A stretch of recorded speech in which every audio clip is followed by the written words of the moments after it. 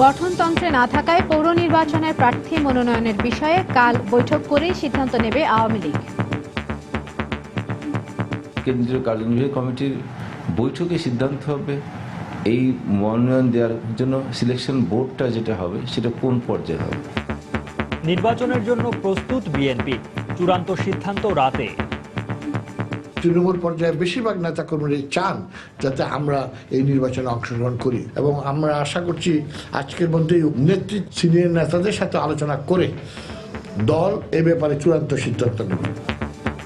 তৃণমূল পর্যায়ে জনগণের কাছে দায়বদ্ধতার চেয়ে নেতাদের সুনজরই বেশি প্রাধান্য পাবে আশঙ্কা বিশেষজ্ঞদের। মেয়র বা যারা প্রতিদ্বন্দ্বিতা করবেন তাদের কাছেও স্থানীয় পর্যায়ের দায়বদ্ধতা অত গুরুত্বপূর্ণ নয়। উপরের যিনি নেতা, সাংসদ হতে পারে, মন্ত্রী হতে পারে, তার নেক নজরটা অনেক বেশি গুরুত্বপূর্ণ। দেখছিলেন প্রধান শিরোনাম। সন্ধ্যার সময় সঙ্গে আছি আমি সৌমিত্র শুভ্র এবং আমি ইশরাত জাহান।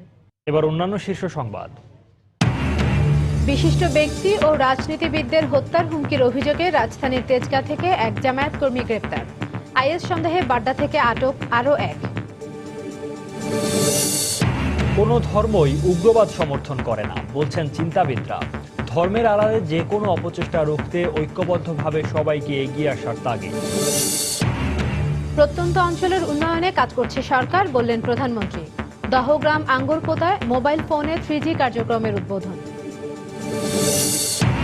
আরও 2 বছর হাতে লেখা পাসপোর্ট ব্যবহারের সুযোগ দিতে আন্তর্জাতিক বিমান চলাচল সংস্থার প্রতি অনুরোধ। বেশ কটি দেশ সাড়া দিয়েছে জানালেন পররাষ্ট্র প্রতিমন্ত্রী।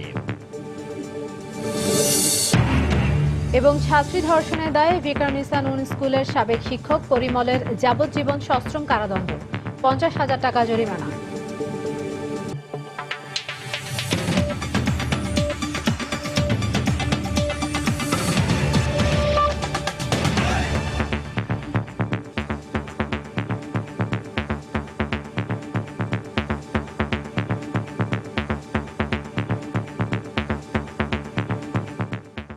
আসন্ন পৌরসভা নির্বাচনে কোন পদ্ধতিতে প্রার্থী বাছাই ও মনোনয়ন দেয়া হবে তা ক্ষমতাসীন আওয়ামী লীগের গঠনতন্ত্রে নির্ধারণ করা নেই। তাই এই মনোনয়ন কিভাবে হবে তা ঠিক করতে আগামীকালই বৈঠকে বসছে দলের কার্যনির্বাহী সংসদ। এই বৈঠকে নির্ধারণ করা হবে আসন বন্টন সহ প্রার্থীদের মনোনয়ন দেওয়ার প্রক্রিয়া। সময় সংবাদের সঙ্গে আলাপকালে এমনটাই জানিয়েছেন আওয়ামী লীগ নেতারা। তাহসিনা জেসির প্রতিবেদন। আগামী 30শে ডিসেম্বর দেশের 234টি পৌরসভায় অনুষ্ঠিত হতে যাওয়া নির্বাচন উপলক্ষে চাঙ্গা ভাব বিরাজ করছে তৃণমূলের রাজনীতিতে। দলীয় প্রতীকে নির্বাচন করার সিদ্ধান্তে ক্ষমতাসীন দলের মনোনয়ন প্রত্যাশী নেতাকর্মীরা ইতিমধ্যেই শুরু করেছেন নির্বাচনী নানা তৎপরতা। তবে দলীয় প্রতীকে নির্বাচন অনুষ্ঠানের ক্ষেত্রে প্রার্থী বাছাই ও মনোনয়ন দেবার প্রক্রিয়া নিয়ে আওয়ামী লীগের গঠনতন্ত্রে সুনির্দিষ্ট নির্দেশনা না থাকায় বিষয়টি নিয়ে নতুন করে ভাবতে হচ্ছে দলকে। যেহেতু নির্বাচনটি নতুন, সেহেতু আমাদেরকে নতুনভাবে সিদ্ধান্ত নিতে হচ্ছে। শুধু গঠনতন্ত্রে না, বাংলাদেশের ইতিহাসেও তো এটি না ছিল না। এটিকে নতুনভাবেই এর পদ্ধতি নির্ধারণ করতে হবে। কেন্দ্রীয় কার্যনির্বাহী কমিটির বৈঠকে সিদ্ধান্ত হবে যে এবার দলীয়ভাবে স্থানীয় পর্যায়ে নির্বাচন করার ক্ষেত্রে এই মনোনয়ন দেওয়ার জন্য সিলেকশন বোর্ডটা যেটা হবে সেটা কোন পর্যায়ে হবে। এটা কেন্দ্রীয় কমিটি থেকে এটা সিদ্ধান্ত নিয়ে সিলেকশন বোর্ড করা হবে।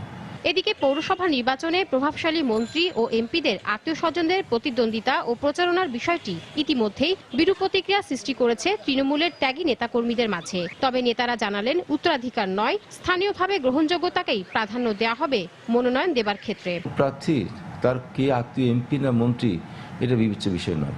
এখানে তার গ্রহণযোগ্যতা, তার সামাজিক অবস্থান, তার জনপ্রিয়তা, এইগুলোই তার মূল ফ্যাক্টর হিসেবে এখানে কাজ করবে। পারিবারিক উত্তরাধিকার বিষয়টি নয়, বিষয়টি হলো যে রাজনীতিতে এবং জনগণের কাছে গ্রহণযোগ্যতা।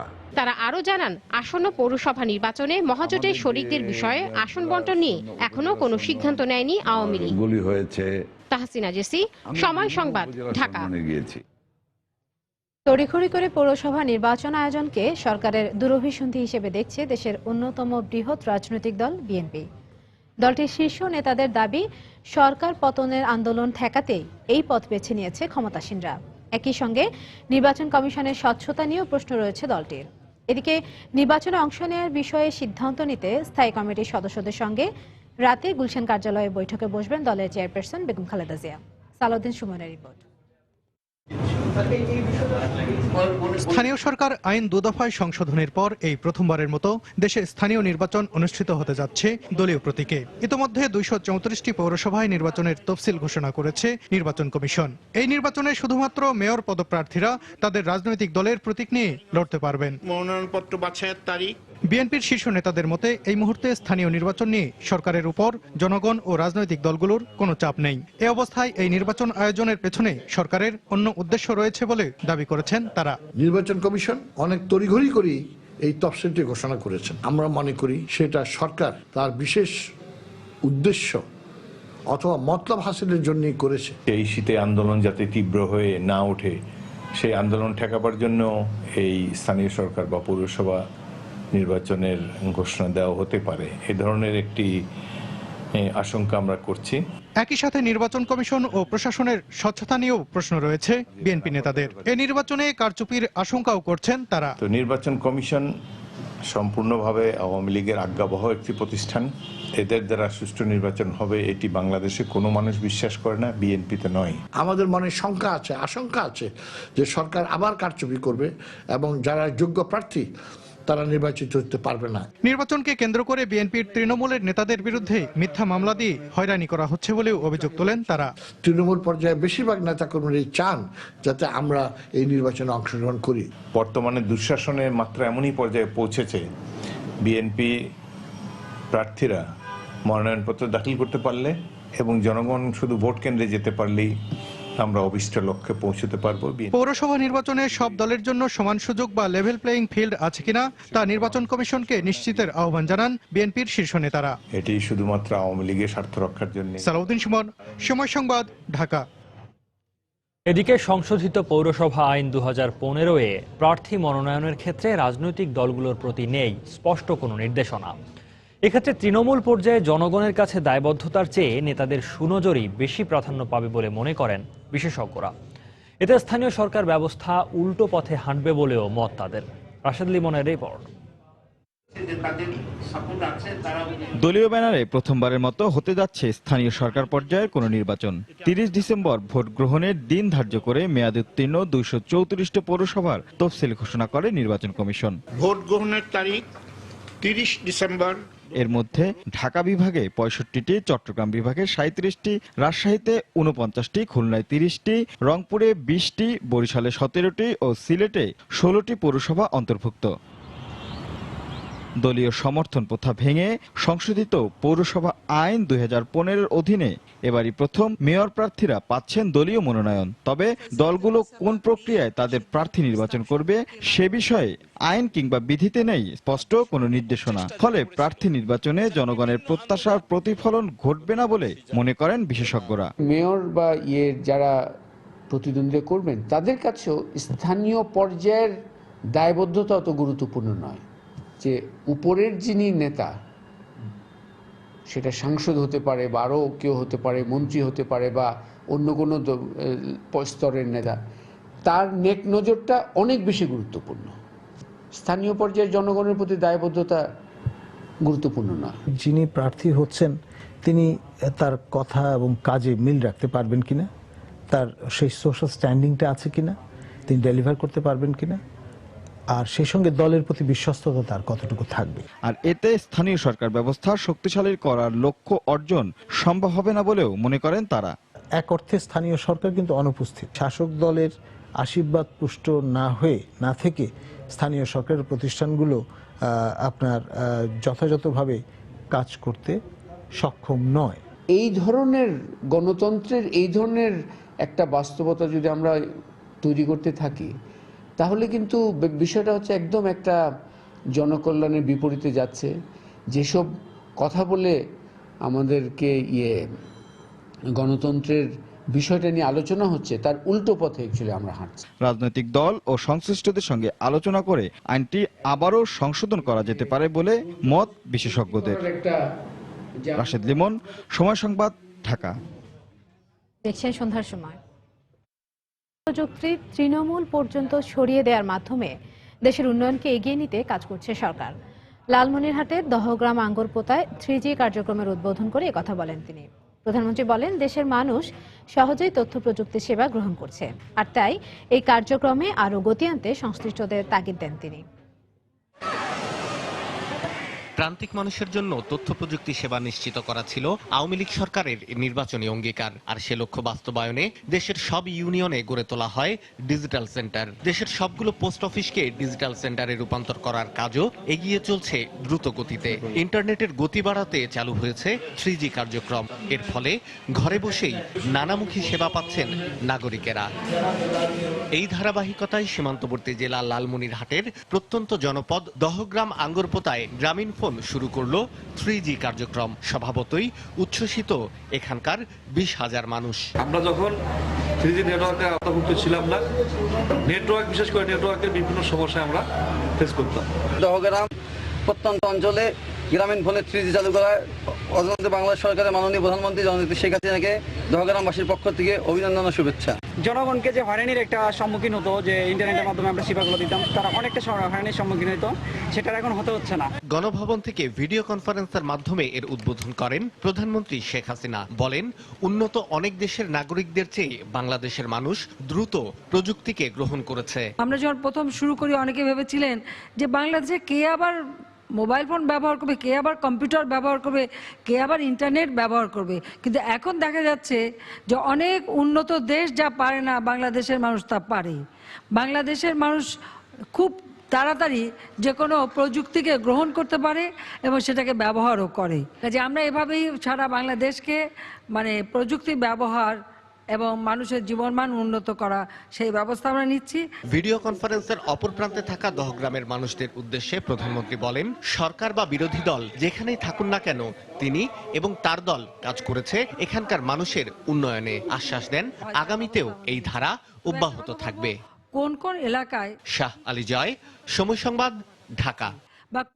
বুদ্ধিজীবী ও রাজনীতিবিদদের হত্যার হুমকি দেওয়ার অভিযোগে রাজধানীর তেজগাঁও এলাকা থেকে আব্দুল হক নামে একজনকে গ্রেফতার করেছে ঢাকা মহানগর গোয়েন্দা পুলিশ। আব্দুল হক জামায়াতের রাজনীতির সঙ্গে জড়িত বলে দাবি পুলিশের। এদিকে ইন্টারনেটে আইএসের হয়ে প্রচারণা চালানোর অভিযোগে বাড্ডা এলাকা থেকে নাহিদ হাসান নামে আরও একজনকে গ্রেফতার করেছে ডিবি। চলতি মাসের প্রথম দিকে সেলফোনে খুদে বার্তার মাধ্যমে হত্যার হুমকি দেওয়া হয় শিক্ষাবিদ অধ্যাপক আনিসুজ্জামানকে। এছাড়া এই বছরের বিভিন্ন সময় আনসারুল্লাহ বাংলা টিমের নামে অধ্যাপক জাফর ইকবাল, মুনতাসির মামুন সহ কমপক্ষে 20 জনকে দেওয়া হয় একই ধরনের হুমকি। আর পুলিশের হিসেব বলছে, এ পর্যন্ত শিক্ষাবিদ, রাজনীতিবিদ সহ 153 জনকে দেওয়া হয়েছে হত্যার হুমকি। গোয়েন্দা কর্মকর্তারা বলছেন, শত্রুতার জের ধরে পূর্ব পরিচিত 3 জনকে ফাঁসানোর জন্যই সাম্প্রতিক হুমকিগুলো দিয়েছে আব্দুল হক। এছাড়া আগে ঢাকা বিশ্ববিদ্যালয়ের উপাচার্য সহ বিভিন্ন ব্যক্তিদের কারা হত্যার হুমকি দিয়েছিল, এ ব্যাপারে আব্দুল হক কিছু জানে কিনা তদন্ত করে দেখা হচ্ছে। তাও জঙ্গি সংগঠনের নামে হুমকি ধামকি কিংবা চিঠি প্রেরণের ঘটনা ঘটেছে তার প্রমাণ হলো এটি একটি। আবার চিঠি প্রেরণও আমাদের কাছে মনে হয়েছে তদন্তে যে এইরকমই কোন একটা বিচ্ছিন্ন গ্রুপের সেটির তাদেরই অপচেষ্টা। এছাড়া আইএসের হয়ে প্রচারণা চালানোর অভিযোগে গ্রেফতার শিবির সমর্থক নাহিদ হোসেন আইএসের কর্মকাণ্ড সমর্থন করলেও নিজে ইসলামী জীবনধারা পালন করে না বলে দাবি পুলিশের। মূলত প্রচারণা চালিয়ে মানুষকে আইএসে যোগ দিতে উৎসাহিত করাই ছিল তার মূল উদ্দেশ্য। সে খিলাফতের সৈনিকের ক্যাপ্টেন হিসাবে নিজেকে দাবি করে এই ফেসবুকে লেখালেখি করত। ইসলামিক স্টেটের নামে যে সমস্ত দায় স্বীকার ইত্যাদি ইত্যাদি সেইগুলো তার এই ফেসবুক আইডি থেকেও প্রকাশ হতো, বাংলায় প্রকাশ করা হতো পাশাপাশি। এবং এইটার কোনো ক্ষেত্রে আমরা দেখেছি যে সেই রিতা কার্সের দাবির আগেই সে আসলে বাংলায় আপলোড করেছে। গ্রেফতার দুজনকেই ব্যাপক জিজ্ঞাসাবাদে বিস্তারিত তথ্য মিলবে বলেও আশা গোয়েন্দা কর্মকর্তার। খান মোহাম্মদ রুমেল, সময় সংবাদ, ঢাকা। সম্প্রতি ধর্মের দোহাই দিয়ে এক এক করে হত্যা করা হচ্ছে মুক্ত চিন্তার মানুষদের। ধর্মীয় বিশ্লেষকরা বলছেন, যারা ধর্মের নামে এমন উগ্রবাদের বিষ বাষ্প ছড়াচ্ছেন, তারা কলুষিত করছেন সমগ্র মানব জাতি, দেশ ও সমাজকে, সেই সঙ্গে ধর্মকেও। তারা বলছেন, এ থেকে উত্তরণে বিচারহীনতা সংস্কৃতি থেকে বেরিয়ে এসে উদ্যোগী হতে হবে সরকার ও ধর্মীয় নেতাদের। বিস্তারিত তোহা খান তামিমের রিপোর্টে। গণজাগরণ মঞ্চের আন্দোলন তখন তুঙ্গে। ব্লগার রাজীব হায়দার হত্যার মাধ্যমে শুরু হয় এক নতুন সংঘাত, যার সবশেষ শিকার প্রকাশক ফয়সাল আরেফিন দীপন। আর এসব হত্যাকাণ্ডের প্রতিটিরই দায় স্বীকার করছে কোনো না কোনো উগ্র ধর্মীয় গোষ্ঠী। তবে বিভিন্ন ধর্মের চিন্তাশীল ব্যক্তিরা বলছেন কোনো ধর্মেই এমন উগ্রবাদের স্থান নেই। ইসলামের নামে আতঙ্কবাদ ছড়াচ্ছে, জঙ্গিবাদ ছড়াচ্ছে, এরাও ইসলামের অর্ধেক ব্যাখ্যা দিচ্ছে। হাদিসের বিষয়বস্তুটা এই ধরনের, তুমি যদি নিজেকে মুমিন বা মুসলিম বলে মনে করো তাহলে তুমি তোমার ভাইকে আতঙ্কগ্রস্ত করো না। অহিংসাই পরম ধর্ম, প্রত্যেক ধর্মেই এই কথা বলে।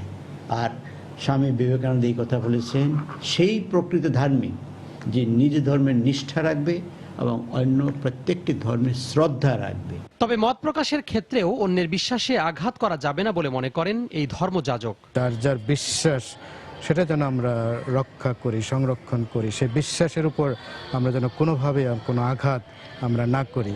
আর এই সংকট থেকে উত্তরণে সরকারের পাশাপাশি ধর্মীয় প্রতিনিধিদের এগিয়ে আসতে হবে বলে মনে করছেন সংশ্লিষ্টরা। যে সমাজে বলেছেন যে তোমরা ঐক্যবদ্ধভাবে সম্মিলিতভাবে এগুলোকে প্রতিরোধ করো। যারা ইসলাম সম্পর্কে বিদগ্ধ তাদের সকলেরই উচিত হবে ইসলামের একটা পূর্ণাঙ্গ ব্যাখ্যা মানুষের সামনে তুলে ধরা, মানুষের ভাষায়। সাংঘর্ষিক কার্যকলাপের দ্বারা ধর্মীয় দূরত্ব না বাড়িয়ে পারস্পরিক সহমর্মিতা ও সৌহার্দ্যপূর্ণ আচার আচরণ দ্বারা দূরত্ব কমাতে হবে। তাহলেই আমাদের নতুন প্রজন্ম পাবে এক সংঘাতহীন শান্তিময় পরিবেশ। এমনটাই মনে করছেন ধর্মীয় চিন্তাশীল মানুষরা। তোহা খান তামিম, সময় সংবাদ, ঢাকা। সন্ধ্যার সময় আরও থাকছে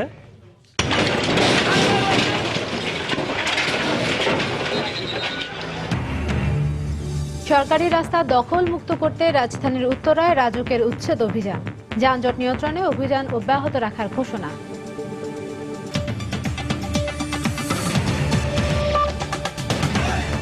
তাই তো সবাই বলে শিল্পাল্লার দিন শেষ, মেগা ডিজিটাল স্কেলে বাংলাদেশ। অসুস্থতাজনিত কারণে জিয়া অরফানেজ ট্রাস্ট ও জিয়া চ্যারিটেবল ট্রাস্ট দুর্নীতি মামলায় হাজিরা দিতে বিএনপি চেয়ারপারসন বেগম খালেদা জিয়া আগামীকাল আদালতে যাবেন না বলে জানিয়েছেন তার আইনজীবী। বেগম জিয়ার আইনজীবী অ্যাডভোকেট সানাউল্লাহ মিয়া বলেন, কাল আদালতে না গেলেও মামলার পরবর্তী তারিখে তিনি আদালতে যাবেন। গত বৃহস্পতিবার দুর্নীতির এই দুই মামলায় সাক্ষ্য গ্রহণ শেষে আগামীকাল পরবর্তী দিন ধার্য করেন আদালত। দীর্ঘ 2 মাস 10 দিন লন্ডনে থাকার পর গত শনিবার বিকেলে দেশে ফেরেন বেগম জিয়া।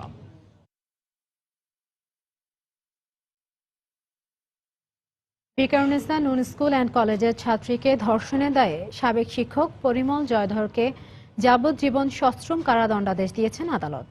এছাড়া আরও 50,000 টাকা জরিমানা করেন আদালত।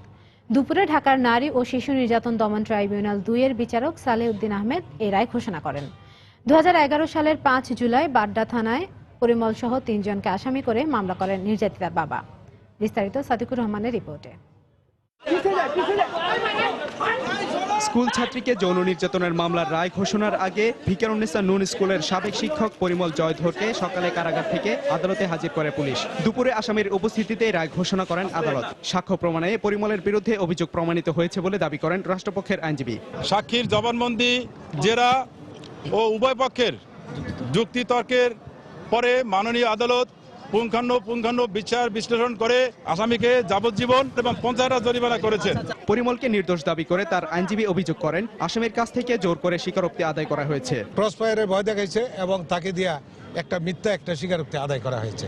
এটা তার স্বতঃস্ফূর্ত স্বীকারোক্তি না, এটা অত্যন্ত মোটিভেটেড এবং রাজনৈতিক উদ্দেশ্য প্রণোদিত প্রিন্সিপালের বিরুদ্ধে, এবং তাকে প্রিন্সিপালকে সরানোর জন্য এই কার্যত পরিমল জয়ধরের ঘটনাটা সৃষ্টি করা হয়েছে। মামলার অভিযোগে বলা হয় 2011 সালের 28 মে ছাত্রীকে প্রলোভন দেখিয়ে যৌন নির্যাতন করে পরিমল। এই ঘটনায় 2011 সালের 6 জুলাই ঢাকার কেরানীগঞ্জ থেকে তাকে গ্রেফতার করা হয়। পরবর্তীতে 2012 সালের 7 মার্চ পরিমলের বিরুদ্ধে অভিযোগ গঠন করেন আদালত। অভিযোগ প্রমাণিত না হওয়ায় মামলার অপর 2 আসামি ভিকারুন্নেসা নুন স্কুলের সাবেক অধ্যক্ষ হোসনে আরা বেগম ও বসুন্ধরা শাখার সাবেক প্রধান লুৎফর রহমানকে অব্যাহতি দেওয়া হয়। সাদিকুর রহমান, সময় সংবাদ, ঢাকা। আজ থেকে বাতিল হয়ে গেছে হাতে লেখা পাসপোর্ট। তবে নিজ দেশের ভ্রমণকারী নাগরিকদের আরও 2 বছর এই সুবিধা দিতে আন্তর্জাতিক বেসামরিক বিমান চলাচল সংস্থা আইকোয়াকে অনুরোধ করেছে বাংলাদেশ। বিষয়টি নিশ্চিত করতে বিভিন্ন দেশে বাংলাদেশ দূতাবাসগুলোকে নির্দেশ দিয়েছে পররাষ্ট্র মন্ত্রণালয়। বেশ কটি দেশ ইতোমধ্যে এই আহ্বানে সাড়া দিয়েছে বলেও জানান পররাষ্ট্র প্রতিমন্ত্রী। এহসান জুয়েলের রিপোর্ট। মঙ্গলবার মধ্যরাত থেকে শেষ হয়ে গেছে হাতে লেখা পাসপোর্টের যুগ। বিদেশ ভ্রমণ করতে চাইলে কিংবা দেশে ফিরতে চাইলে এখন থেকে যন্ত্রে পাঠযোগ্য বা এমআরপি পাসপোর্ট বহন বাধ্যতামূলক। তবে বিভিন্ন দেশে প্রায় 2 লাখ বাংলাদেশি নাগরিক রয়েছেন যারা এখনো পাননি কিংবা নেননি এমআরপি পাসপোর্ট। এই অবস্থায় তারা বিমানবন্দরগুলোতে হয়রানির আশঙ্কায় রয়েছেন। তবে পররাষ্ট্র মন্ত্রণালয় বলছে আন্তর্জাতিক সংস্থা আইকোয়াকে চিঠি দিয়ে সহযোগিতা চেয়েছে বাংলাদেশ। তাদেরকে বলেছি আগামী 2 বছরের জন্য এই মেয়াদটি আবার বাড়ানোর জন্য। আমরা আইকোয়াকে রিকোয়েস্ট করছি, এই রিকোয়েস্টটা তারা কনভে করবেন পৃথিবীর সব দেশে, সব এন্ট্রি পয়েন্টেই। তবে সেই দেশ এটা মানবেন কি মানবেন না এটা তাদের নিজস্ব ব্যাপার। তবে এটা থেকে আবার ব্যত্যয় হয় না, যেহেতু একটা অনুরোধ, এটা কেউ প্রত্যাখ্যান করেন না। ইতিমধ্যে আমরা বেশ কিছু রাষ্ট্র থেকে ইতিমধ্যে এটাও উত্তরও পেয়ে গেছি যে না, বাংলাদেশের জন্য আমরা আরও কিছুদিন দেখব, আরও কিছুদিন আমরা অ্যালাউ করব। যারা দেশে ফিরতে চাইবেন তাদের ক্ষেত্রে আপাতত এমআরপির বাধ্যকতা শিথিল করেছে বাংলাদেশ। আর বিদেশে অবস্থানরত যেসব বাংলাদেশি এক দেশ থেকে অন্য দেশে যেতে চান তাদের ক্ষেত্রে আইকোয়ার সহযোগিতা নিশ্চিত করতে নির্দেশ দেওয়া হয়েছে দূতাবাসগুলোকে। যারা হাতে লেখা পাসপোর্ট নিয়ে বাংলাদেশে ফেরত আসতে চাইবেন তারা কিন্তু আসতে পারবেন, তাদেরকে বাধা দেওয়া হবে না। দূতাবাসগুলিতে আমরা চিঠি দিয়েছি যে দ্রুততম সময়ের মধ্যে তাদেরকে যেন ট্রাভেল পারমিট ইস্যু করা হয়। আরেকটি উদ্যোগ আমরা আজকেই সিদ্ধান্ত নিয়েছি পররাষ্ট্র মন্ত্রণালয়ে, সেটি হচ্ছে আমাদের যেসব দূতাবাস রয়েছে পৃথিবীর যেসব দেশে, সব দেশে আমরা অনুরোধ করব ওখানকার ইন্টেরিয়র মিনিস্ট্রি বা স্বরাষ্ট্র মন্ত্রণালয় বা পাসপোর্ট অ্যান্ড ইমিগ্রেশন ডিপার্টমেন্ট যারা কন্ট্রোল করেন, যে আইকোয়ার চিঠির পরিপ্রেক্ষিতে তাদের কাছ থেকে আমরা প্রতিশ্রুতিটাও নেয়ার চেষ্টা করব। পাসপোর্ট অধিদপ্তরের তথ্য মতে 2010 সাল থেকে এখন পর্যন্ত ইস্যু করা হয়েছে 1.25 কোটি এমআরপি পাসপোর্ট। এর মধ্যে 55 লাখ হাতে লেখা পাসপোর্টকে এমআরপিতে রূপান্তর করা হয়েছে। দেশে বিদেশে এখনো প্রায় 4 লাখ হাতে লেখা পাসপোর্ট রয়েছে। ইহসান জুয়েল, সময় সংবাদ, ঢাকা। উচ্চশিক্ষা ও গবেষণা ওতপ্রোতভাবে জড়িত। গবেষণার ফল লাইব্রেরিতে বন্দী না রেখে দেশ ও জনগণের কল্যাণে কাজে লাগানোর জন্য শিক্ষার্থীদের প্রতি আহ্বান জানিয়েছেন খুলনা বিশ্ববিদ্যালয়ের আচার্য ও রাষ্ট্রপতি মোহাম্মদ আব্দুল হামিদ। দুপুরে খুলনা বিশ্ববিদ্যালয়ের 5ম সমাবর্তন অনুষ্ঠানে প্রধান অতিথির বক্তব্যে তিনি এই আহ্বান জানান। বিশ্ববিদ্যালয়ের ক্যাম্পাসে আয়োজিত সমাবর্তন অনুষ্ঠানে 15 জনকে স্নাতকোত্তর ডিপ্লোমা ইন আইটি, 1 জনকে পিএইচডি ও 14 জন শিক্ষার্থীকে গোল্ড মেডেল তুলে দেন রাষ্ট্রপতি। এ সময় বিশিষ্ট শিক্ষাবিদ professor emeritus doctor Anisuzzaman, Bangladesh বিশ্ববিদ্যালয় মঞ্জুরি কমিশনের চেয়ারম্যান প্রফেসর আব্দুল মান্নান এবং খুলনা বিশ্ববিদ্যালয়ের উপাচার্য প্রফেসর ডক্টর মোহাম্মদ ফায়েকুজ্জামান সহ বিভিন্ন অনুষদের শিক্ষকরা উপস্থিত ছিলেন। এর আগে বিশ্ববিদ্যালয়ের নবনির্মিত বঙ্গবন্ধু হলের ফলক উন্মোচন করেন রাষ্ট্রপতি।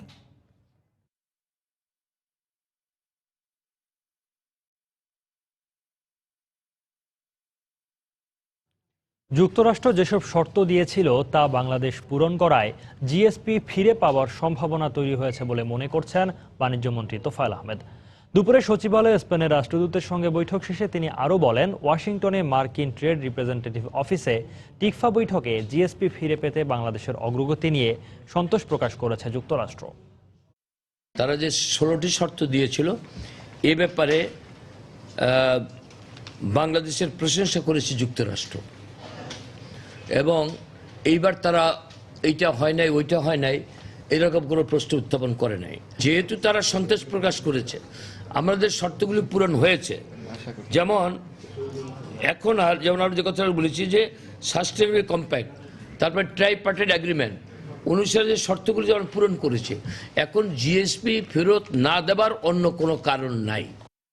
সাম্প্রদায়িকতাকে প্রতিহত করতে সবাইকে সজাগ থাকার আহ্বান জানিয়ে জনপ্রশাসন মন্ত্রী সৈয়দ আশরাফুল ইসলাম বলেছেন, সুযোগ পেলেই সাম্প্রদায়িকতা মাথা চাড়া দিয়ে ওঠার চেষ্টা করে। বিকেলে রাজধানী বাসাবোতে ধর্মরাজিক বৌদ্ধ মন্দিরে কঠিন চিবর দান উৎসব 2015 উপলক্ষে আয়োজিত অনুষ্ঠানে প্রধান অতিথির বক্তব্যে তিনি একথা বলেন। এ সময় তিনি আরো বলেন, বাংলাদেশ ধর্ম নিরপেক্ষ রাষ্ট্র বলেই এখানে সবাই স্বাধীনভাবে ধর্ম পালন করতে পারেন। একটু সুযোগ পেলেই সাম্প্রদায়িকরা আবার গর্জে ওঠে। আমাদের সবসময় দৃঢ়তা থাকতে হবে, কোনোদিনই এই বাংলার মাটিতে এই সাম্প্রদায়িকের বীজ এই বাংলাদেশে আমরা রোপণ করতে দেব না। বাংলাদেশ একটা ধর্মনিরপেক্ষ দেশ, যেটা বারবার বঙ্গবন্ধু উল্লেখ করেছেন তার অর্থটা কি, জননেত্রী শেখ হাসিনা উল্লেখ করেছেন অর্থটা কি, যেটা ধর্মহীনতা নয়, সেটা হলো সকল ধর্ম এখানে স্বাভাবিকভাবে পালিত হবে। রাজধানীর উত্তরায় অবৈধ স্থাপনা উচ্ছেদ করে সরকারি রাস্তা দখলমুক্ত করেছে রাজধানী উন্নয়ন কর্তৃপক্ষ রাজউক। দুপুরে নির্বাহী ম্যাজিস্ট্রেট খন্দকার জাকির হোসেনের নেতৃত্বে উত্তরার জসিমউদ্দিন রোড এলাকায় এই অভিযান পরিচালনা করা হয়। এ সময় সরকারি রাস্তা দখলমুক্ত করে যানজট নিরসনে এ ধরনের অভিযান অব্যাহত রাখার ঘোষণা দিয়েছে রাজুক। বুধবার দুপুর 12টা রাজধানীর উত্তরার জসিমউদ্দিন রোড নির্বাহী ম্যাজিস্ট্রেট খন্দকার জাকির হোসেনের নেতৃত্বে বুলডোজার দিয়ে গুঁড়িয়ে দেওয়া হচ্ছে সরকারি রাস্তা দখল করে অবৈধভাবে গড়ে ওঠা বিভিন্ন আবাসিক ভবন ও বেসরকারি প্রতিষ্ঠানের পার্কিং স্পট। এ সময় জেনজিয়ান রেস্টুরেন্টের অবৈধ পার্কিংও গুঁড়িয়ে দেওয়া হয়। এছাড়া বেসরকারি ব্যাংক সাউথ ইস্টের এটিএম বুথ সরকারি জায়গায় থাকায় তা সরিয়ে নিতে ব্যাংক কর্তৃপক্ষকে 1 মাসের সময় বেঁধে দেয় রাজুক। সবাই যেভাবে করছে যে লোকজন ওঠার জন্য বা কমার্শিয়াল প্রতিষ্ঠান কিভাবে মানুষ আসবে যাবে এটা যে সুন্দরভাবে করছিলাম মানুষের জন্য সুবিধাজনক ব্যবস্থা। এই যেগুলো ভাঙছে এটা আমার সীমানার বাইরে, এটা সরকারি জায়গার মধ্যে ছিল। I have no objection. আমার এদিকে সরকারি রাস্তা দখলমুক্ত করে যানজট নিরসনে এ ধরনের অভিযান অব্যাহত রাখার ঘোষণা দিয়েছে রাজুক। ইনকোয়ারি করলাম যে তারা কে আবার নির্মাণ করেছে, তো আমরা আজকে আমার অভিযান হওয়া শুরু কথা ছিল আজকে 14 নম্বর প্লট থেকে, কিন্তু আমরা 1 নম্বর থেকে আবার রিস্টার্ট করছি। যারা আবার পুনরায় আবার কাজ করছে সেগুলো আবার আমরা উচ্ছেদ করে দিচ্ছি। ঢাকা সিটির কার পার্কিংটা ক্লিয়ার করার জন্য প্রথমত অভিযানটা, আপনারা জানেন প্রত্যেক কমার্শিয়াল বা রেসিডেন্সিয়াল বাড়ি হলেও তার নিচে নির্দিষ্ট এলাকায় কার পার্কিং থাকার কথা ডিজাইন মতে। তো ডিজাইন মোতাবেক যতটুকু কার পার্কিং থাকার কথা ততটুকু আমরা ক্লিয়ার করব। আমরা শুরু করেছি 1 নম্বর সেক্টরের মূল রাস্তা থেকে, এই পর্যন্ত আমরা এগিয়ে আসছি যতদূর আজকে করা যায়। বুধবার উত্তরা ছাড়াও মিরপুরে উচ্ছেদ অভিযান চালায় রাজুক। ফয়সাল মোর্শেদ, সময় সংবাদ, ঢাকা।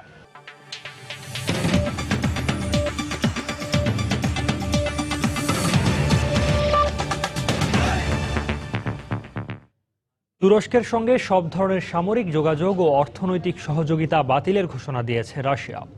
রুশ বিমান ভূপাতিত করার প্রতিবাদে দেশটিতে বেশ কিছু পণ্য রপ্তানি বাতিলের পরিকল্পনার কথা জানিয়েছেন রুশ প্রধানমন্ত্রী দিমিত্রি মেদভেদেভ। তুরস্ক জঙ্গি গোষ্ঠী আইএসের কাছ থেকে অর্থনৈতিক সুবিধা লুটছে বলেও অভিযোগ করেন তিনি। একই সঙ্গে যে কোনো ধরনের হুমকি মোকাবিলায় সিরিয়া উপকূলে ক্রুজ ক্ষেপণাস্ত্র ও দেশটিতে নিজেদের বিমান ঘাঁটিতে বিমান বিধ্বংসী S-400 ক্ষেপণাস্ত্র মোতায়েনের ঘোষণা দিয়েছে মস্কো। রুশ বিমান ভূপাতিত করার পর রাশিয়ার তীব্র প্রতিবাদের মুখে বুধবার তুর্কি প্রেসিডেন্ট বলেছেন মস্কোর সঙ্গে সম্পর্কের অবনতি চায় না আঙ্কারা।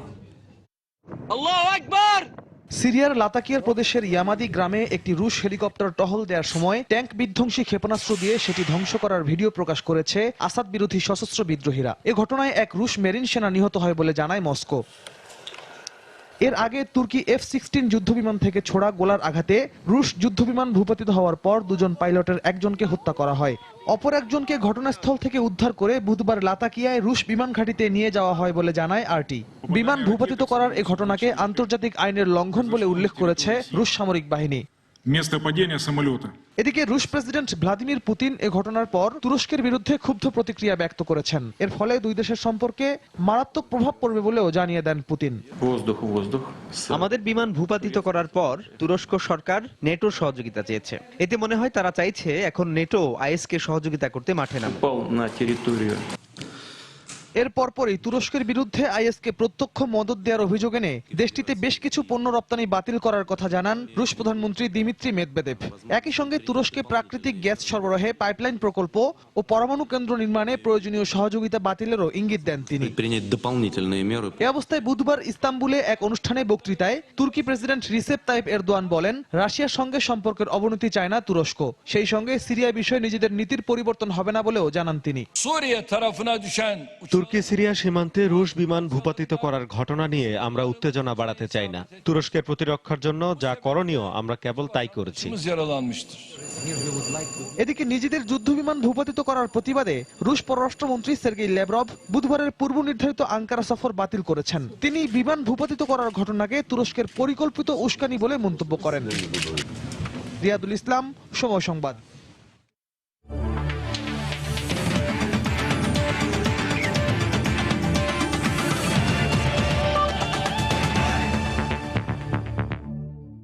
বিপিএল প্রসঙ্গ, আসরের দ্বিতীয় জয় তুলে নিয়েছে সাকিবের রংপুর রাইডার্স। দিনের প্রথম ম্যাচে ঢাকা ডায়নামার্সকে 69 রানে হারিয়েছে রংপুর। মিরপুরে প্রথমে ব্যাট করে 6 উইকেট 176 রান করে রাইডার্সরা। জবাবে সাকিবের দুর্দান্ত বোলিংয়ে 107 রানে গুটিয়ে যায় ঢাকা ডায়নামার্স।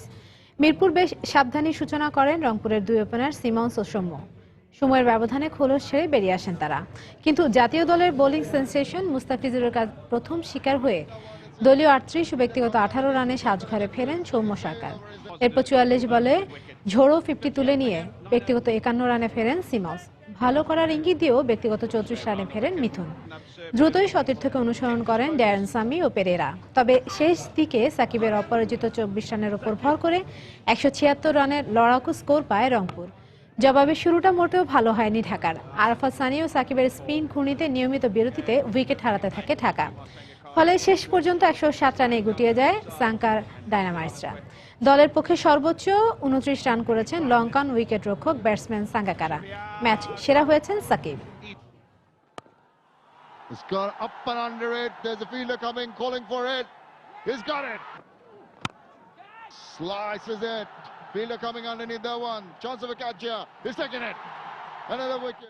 তামিম ইকবাল কিংবা সিলেট সুপারস্টার্সের মালিক যেই দোষী প্রমাণিত হোক না কেন তাকে দৃষ্টান্তমূলক শাস্তি দেবে ক্রিকেট বোর্ড, এমনটাই মন্তব্য করেছেন বিসিবি সভাপতি নাজমুল হাসান পাপন। এছাড়াও ঢাকার প্রথম ম্যাচে অপ্রত্যাশিতভাবে অনেক দর্শক টিকিট ছাড়া স্টেডিয়ামের ভেতরে প্রবেশ করায় দুঃখ প্রকাশ করেন বোর্ড সভাপতি। তবে চলমান বিপিএলে দর্শক উপস্থিতি ও ম্যাচে দেশীয় ক্রিকেটারদের পারফরমেন্সে বেশ খুশি তিনি। কমপ্লেইনটা তামিমের কাছ থেকে আমরা পেয়েছি, এইটা অনাকাঙ্ক্ষিত যদি হয়ে থাকে এটা আমরা তদন্ত করছি। ডেফিনেটলি এটা তদন্ত করে দেখা হবে এবং এরকম যাতে কখনো না হয়। আসলে এটা হওয়ারই কথা না, কারণ আমি প্রথম প্রশ্ন যেটা করেছি আমাদের কমিটির কাছে যে অপোনেন্ট টিমের ক্যাপ্টেনের সাথে এই দলের ফ্র্যাঞ্চাইজির মালিক দেখা হলো কিভাবে, এটা তো দেখা হওয়ারই কথা না। ফোন করে বলেছি যে সব যারা ঢুকলো তাদের যদি টিকিট না থাকে সবাইকে বের করো আর গেট তাড়াতাড়ি লাগাও। সো এটাই বলেছি, বাট আমার ধারণা এরপরে এরকম আর হবে না, কারণ এটাও একটা নতুন জিনিস, মানে এরকম আসলে কখনো হয়নি আমাদের। সন্ধ্যার সময় এ পর্যায়ে শীর্ষ সংবাদ জানিয়ে দিচ্ছি আরেকবার। গঠনতন্ত্রে না থাকায় পৌর নির্বাচনে প্রার্থী মনোনয়নের বিষয়ে কাল বৈঠক করেই সিদ্ধান্ত নেবে আওয়ামী লীগ। নির্বাচনের জন্য প্রস্তুত বিএনপি, চূড়ান্ত সিদ্ধান্ত রাতে। বিশিষ্ট ব্যক্তি ও রাজনীতিবিদদের হত্যার হুমকির অভিযোগে রাজধানীর তেজগাঁ থেকে এক জামায়াত কর্মী গ্রেপ্তার।